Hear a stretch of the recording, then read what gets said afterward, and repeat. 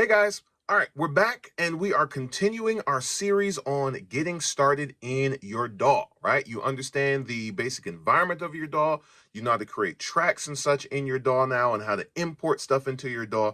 Now let's take a look at some of the common editing tools that you'll find inside of any DAW. Cue the short intro and then let's get into it. Short intro, please. At McRae Music. Hey, if you are enjoying this series, please feel free to, first of all, leave a like on this video. Go ahead and smash that like button. Also, feel free to subscribe and turn on notifications so that you don't miss any more videos in this series and all the other wonderful stuff that we're going to be doing on this channel, right? So make sure you do that. Let's go ahead and throw my headphones on, and we're going to pop over into our DAW. All right, so here we are in our DAW. I've got my session up, and in the session, I have some drums here. These are some live drums from a live session that was sent to me to mix. You'll hear the finished mix of this, or at least of the drums, later on down the road. We'll use this to learn several different things and for several examples. But these are just the raw drums. Raw drums, no edits are done, no plugins, no mixing has been done here. These are just the raw files just imported right in to my DAW. Let's just take a listen at what we've got here. I've got a little section highlighted. Let's see what we've got.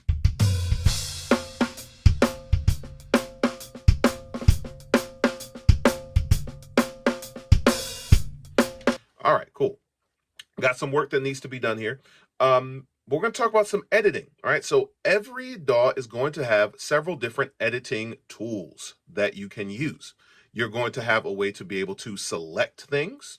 You're going to most likely have a way to be able to trim from the end or the beginning of a wave file, of a region, I should say. And you may have a host of other tools that are available to you. I'm inside of Luna here, and let's take a look at some of the tools that are available.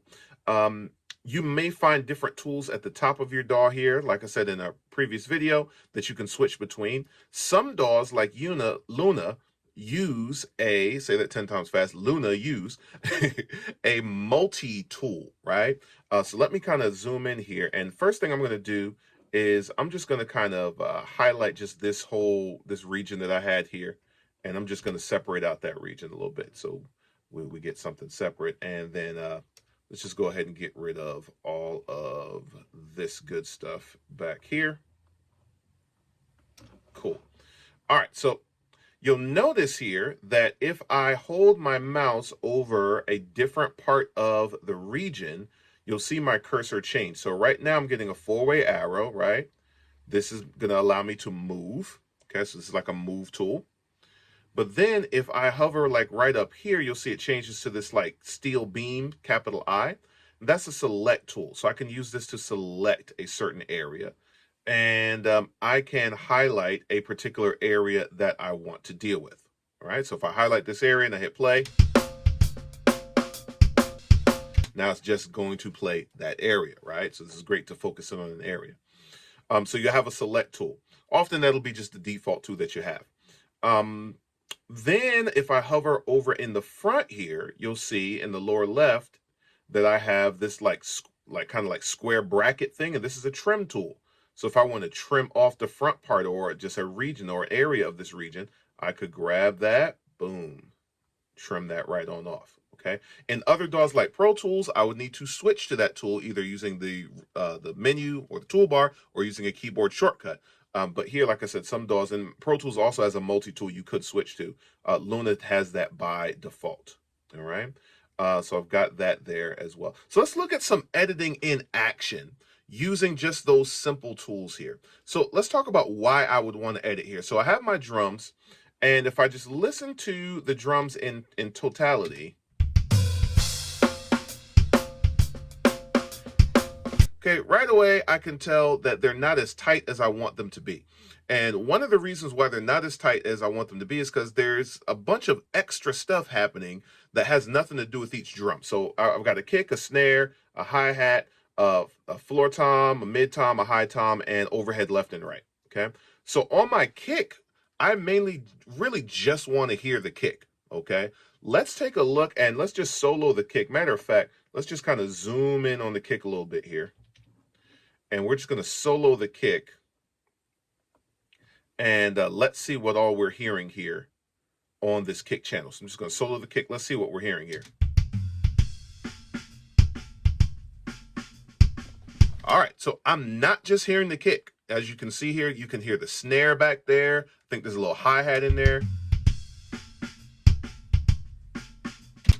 This is what we would call bleed, right? So if you're recording like a drum set, or anytime you're recording multiple things at once, you're going to get bleed of other stuff from outside of the source you're actually trying to record into your recording. And bleed is not necessarily bad, but we do want to tame it, right? So some of the things I'm not going to be able to get rid of, like there's a space right at the beginning here where there's the kick and then there's a tom in there.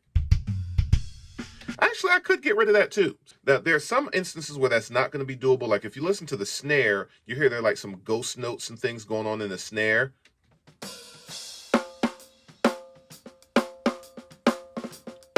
So there's a lot of ghost notes in there that are going along, and you can also hear the hi-hat. I'm not really going to be able to edit those out. So that's an example of where bleed is not always bad. You're not always going to be able to get rid of it.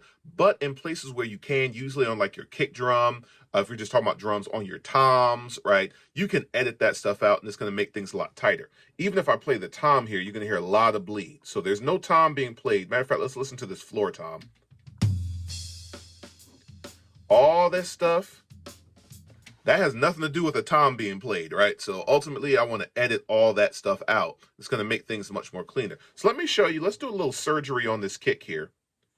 And let's see how we can use our editing tools to edit this kick a little bit and make it a little bit tighter. I'll just do a portion of it. And let me also say, of course, there are other tools you could use to kind of help you with this. You could use what's called a gate, right? Where it's going to open when the sound comes through, close when that sound goes away, right? You can set the threshold. Gates don't always work though, and they're not always perfect. And so I like to actually, even with a gate, and I'm going to do another video and demonstrate gating with the same kick in another video.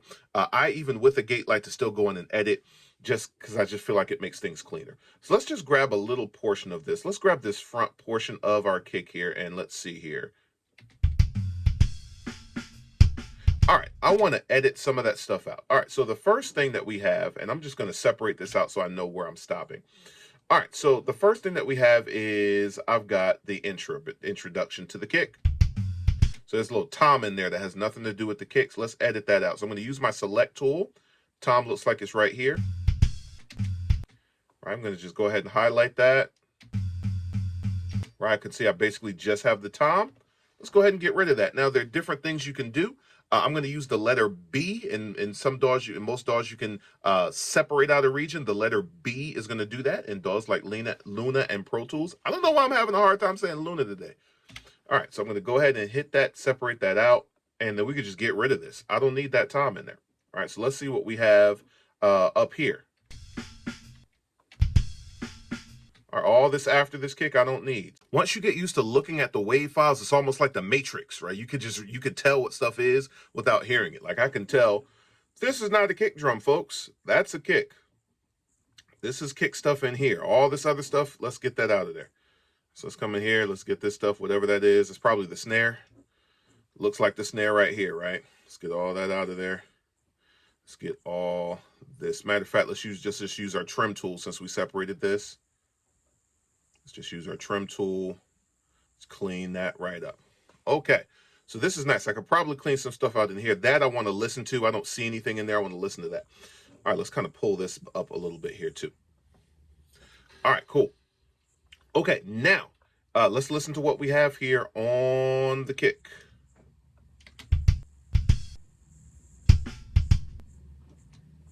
All right, there's a little snare in there. Let's get that out of there. Now, whenever you're editing like this, we want to put in what's called crossfades, because you can hear, if I play this the way it is, you can hear some pops there kind of on the ends where I made my edits. So what we want to do is put crossfades in, which will clean those little pops and clicks and little things up and make it like this is the way it's supposed to be. This is one of the things I call studio magic, right? You really get good with this, especially with vocals. You can take phrases from other parts of a song an ad lib that an artist did at the end of the song, but you think it goes better somewhere in the middle, and you can splice words and syllables and all kinds of stuff in there, and it'll sound like it actually happened. All right, studio magic. All right, so let's go ahead and put some crossfades in here and clean this up. So I like to put crossfades. You want to put them at the beginning and end of your cuts. So I'm just going to highlight like so, and you're going to hit the letter F, right? And you can see it puts this crossfade right here. All right, now Luna has a great tool here where I can actually, if I hover right here, it gives me a fade tool. And I can do that. Now, when I do that, it brings back in the stuff I edited out. So I'm not going to use that fade tool this time. I just wanted to show you that. I'm going to come here and kind of edit this out, right? So I'm going to go through here. I'm going to do this for all of my cuts. Let's get this. Let's listen to this. All right, let's kind of trim this. We can trim this back a little bit. Let's go ahead and fade that. And this, right? And then let's pull this back. This is the tedious stuff, folks. This is why I say appreciate and love on your audio engineers and your producers, because you have no idea the tedious, painstaking hours and hours of stuff that we do to get your stuff to sound the way it needs to sound to compete in the marketplace. All right, so we should be good. Let's take a listen. All right, that's cool. This, I'm a little aggressive here. I might want to pull this back a little bit so that kick doesn't get cut off. There we go. We got ourselves a kick. Let's play that with the rest of the set. The kick sounds just a little bit tighter to me now. There's a bunch of other bleed happening in other places. I'm not going to go through all of that now. But this is editing, right? So we can use these different tools, right? We can use our select tool, right? The big capital I looking thing. We can use our trim tool. We can use our fade tool. We can use our select tool. And as you start getting into more advanced editing, you'll get into other tools where you can edit things like pitch. You can edit time, where we can stretch things out, or quantize if you have 3 vocals and they're not all, they're supposed to be singing the same thing, but they're at different times, or maybe somebody hit a T or an S at a different time than someone else. We can use tools to go in there, flex tools we would call them, and go ahead and fix that stuff. We'll look at that kind of stuff. I'll do a dedicated video specifically to that. All right, so I want you to look around in your DAW. I want you to find where your editing tools are, find how you can get to them, and what you're going to want to do is figure out the shortcuts, especially in programs like Pro Tools, right? Figure out the shortcuts that you can use to quickly switch back and forth from one tool to the next. It's going to make things a lot easier. Like I said, this can be, editing can be very long, very tedious, right? Tedious work, which is why you pay us the big bucks, right? Tedious work, and learning little shortcuts and things like that will really help you to move along a little quicker. Leave comments in the comment section. I'd like to know, do you have any questions about different editing tools? Talk to me about what DAWs you guys are using. If you're enjoying the series so far, leave those comments and things in there. And we are going to continue in our next video in this series. We have a couple more videos, like 3 or 4 more videos to go in this series. So I'm looking forward to it, and I'll see you guys soon. All right, peace.